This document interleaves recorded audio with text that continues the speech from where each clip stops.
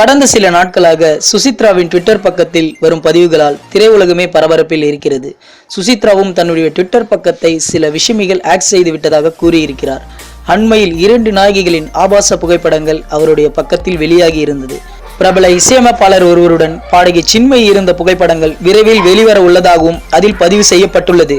இந்நிலையில் பாடகி சின்மயி தன்னுடைய ட்விட்டர் பக்கத்தில் பாடகி சுசித்ரா சில தினங்களாக மன அழுத்தத்தில் இருப்பதாகவும் நல்ல உடல்நிலையில் அவர் இல்லாததை அவருடைய கணவர் கார்த்திக் குமார் ஃபேஸ்புக்கில் வெளியிட்ட வீடியோக்களில் இருந்து தெரிய வருவதாகவும் சின்மயி கூறியுள்ளார்.